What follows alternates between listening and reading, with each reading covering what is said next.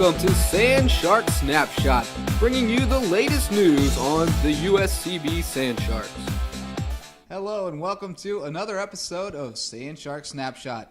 I'm your host, Justin Jarrett, joined by my trusty student assistant, Brackin Lambert, and we're here to talk a little USCB Athletics for you this week. And lots going on as usual during the fall season. Of course, Sand Shark Soccer hitting the road this weekend to play Alabama State, a Division I opponent.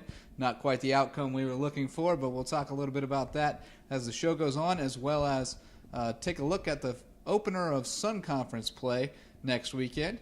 The softball team playing some fall ball. We have some exciting results from Charleston Southern, and we'll catch up with Coach Laura Heberling a little bit later.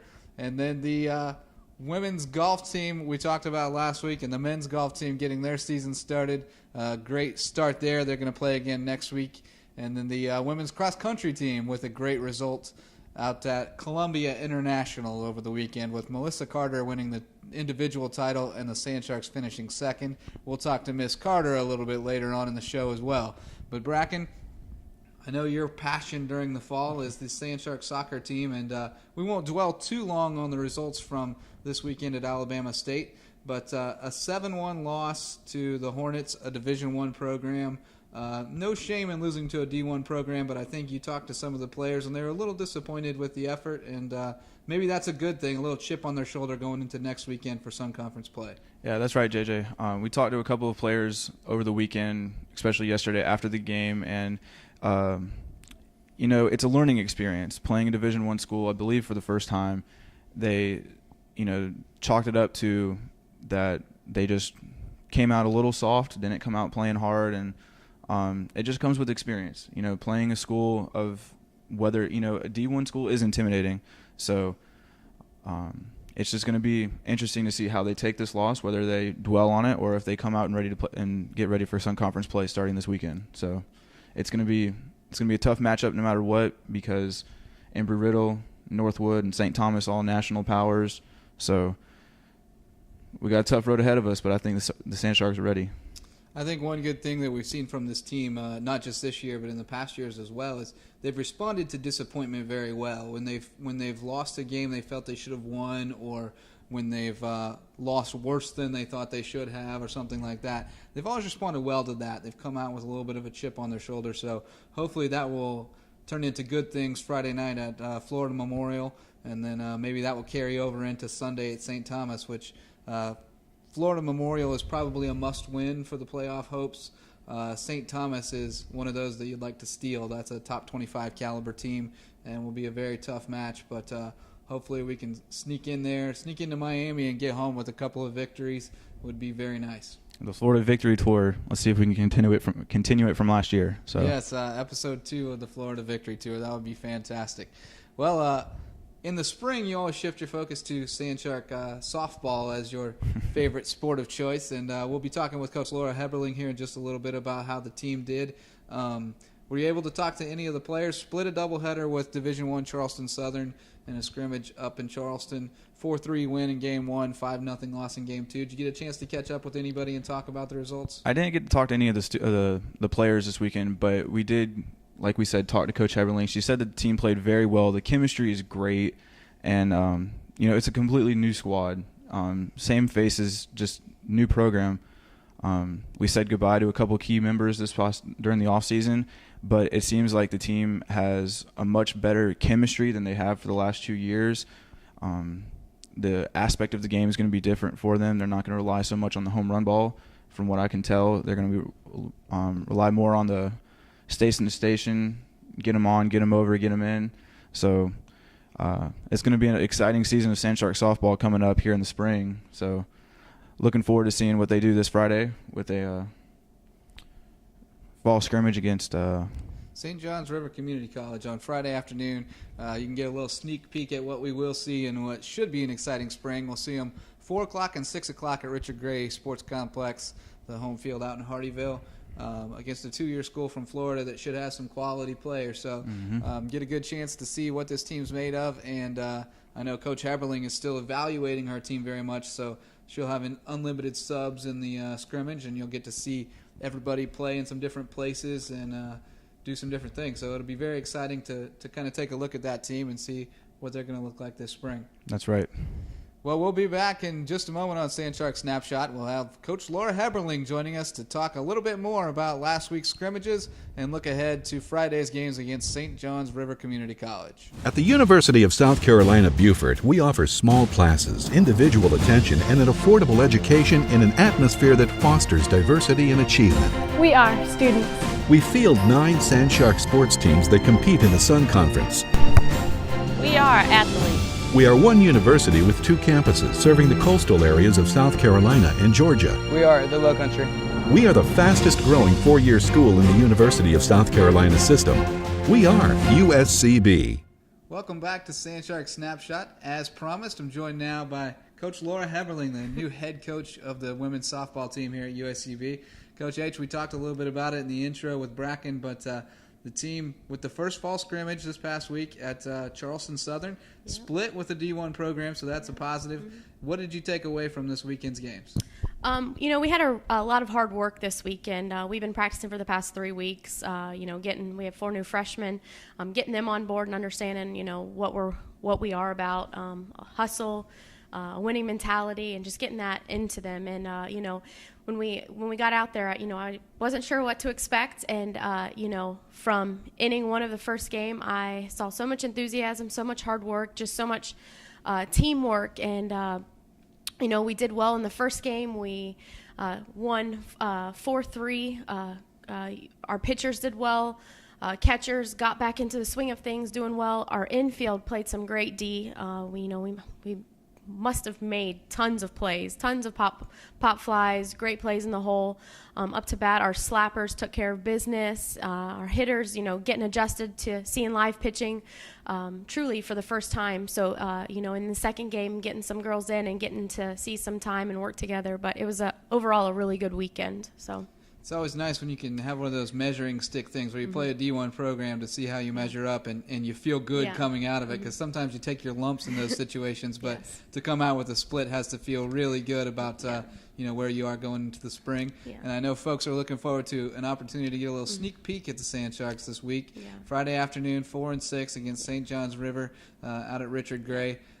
What can folks expect when they come out to see the Sand Sharks this season? Just like kind of picking up where we left off as far as that, come out there ready to watch, a group of girls that are ready to work hard, make the plays, show off for the fans, and, just truly bring back and get us all working together and the excitement to start the season, which we start off in February. So just kind of picking off where we left off and, finishing some stuff that we've been working on. So, we're excited about it. Well, we look forward to it, Coach, and we look forward to a great spring whenever it comes around. Thanks so much for joining us on the Snapshot, and we'll catch up with you a little bit later in the season. All right. Thanks, JJ. We'll be right back with Melissa Carter from the women's cross-country team to talk about her big win at Columbia International over the weekend. There's a call to be answered. The spirit of competition is still alive inside. The desire still drives. The phrase student athlete has a great ring to it. Lasting friendships are ready to be made. You just want to keep playing. Game on. Build character for life at championsofcharacter.org. Welcome back to Sand Shark Snapshot. Justin Jarrett joined now by Melissa Carter, and as we mentioned earlier, Melissa coming off her first win of the season at the Columbia International Invitational, a great race up in the capital city. Melissa, tell us a little bit about the race, and I understand it was a pretty difficult course, but obviously you ran a solid time and were able to come out with the win. Yeah, the course was really, really hard. We had about, on the way out, going out the first 2 miles, we had like 2 hills, and then on the way back it was about 3, so it was pretty difficult. The most difficult part was running alone. I had no one to run with because, I was pretty far ahead of everybody. It was hard to push yourself when you're going up that hill and you're all by yourself and you're like, well, how much harder am I supposed to push myself? But it was a good experience, especially coming around the finish and people were like, whoa, who's that girl? And I was like, yeah. But 2 weeks ago, I came in, the 70th, place. So it's just how the course is, who you're going against, and how you push yourself that day. And it also does help with the practices that we have with new people this semester and everything, helping me through to make me better for the races. Yeah, your teammate, Joyce Miller, was right behind you in second place, a little ways back, but the team definitely a little bit deeper, a little bit stronger at the top of the lineup now. How much does that help, having somebody who can kind of run with you in practice and push you a little bit when you're training? Oh, it's amazing. Last cross-country season, I was running with Vecchio, which was our number one runner on the guys' team, and I was trying to run with him, of course. Of course, I wasn't with him, but it was really great to have Joyce there. She's the person that pushes me every time we do tempos or 1K workouts or anything. She's there to help me, work hard. And same with Jamie. She's right there, and she tries to stick with us for our 10-mile runs and stuff until we hit about the tempo part, and then she'll back off a little bit. But it's really great to have people there working hard that are showing that they're appreciative of being a college athlete. I know that Coach Kimball's also excited about how much the 4 and 5 runners are coming along, even down to 6. How much do you feel like you guys might be able to kind of sneak up on the Sun Conference competition a little bit this year and maybe surprise some people? Oh, I really hope so. The last race we had was we came in second as a team because the team before us, they were so solid with their middle group. So that's what I think we really need. We have our top 3 girls that are going to obviously come in the top, I would say top 10 at conference, but we need those middle girls, the last end, to really step it up and move up and do it. And with the way they're working out, Melissa LaBelle, she's been doing really, really well.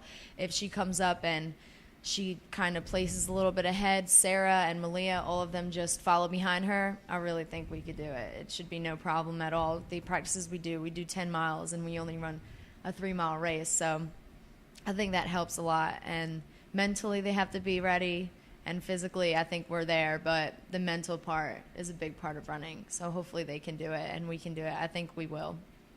Well, thanks, Melissa. We look forward to watching the rest of the season and seeing you at home a couple of times with the Sand Shark Invitational and then the Sun Conference Championship. So thanks for joining us on the Snapshot, and we'll catch up with you a little bit later in the season.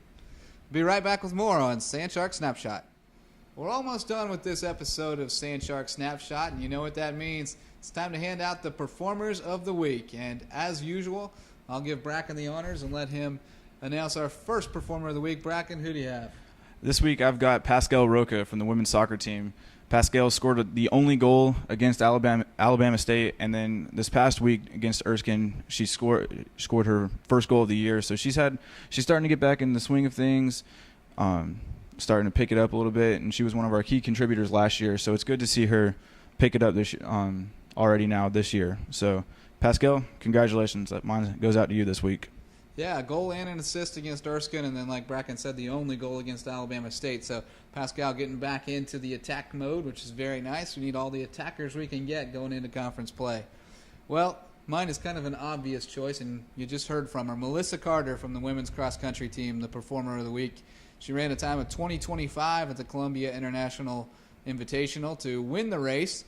47-second cushion over teammate Joyce Miller. So a great start to the season already from Melissa, the junior from New Windsor, New York, and she has been our top runner for a couple of years now, and it's good to see her with a little competition from behind her to push her along. We're looking forward to great things from Melissa as the season goes on. You'll be able to see her at the Sand Shark Invitational on October 26th, and then again at the Sun Conference Championships back out in Hardyville as well. So look forward to that. And that is going to do it for this week's episode of Sand Shark Snapshot. As always, we thank you for joining us, and we look forward to seeing you next week. Until then, keep those fins up. This has been Sand Shark Snapshot, a production of the University of South Carolina Beaufort Athletics Department.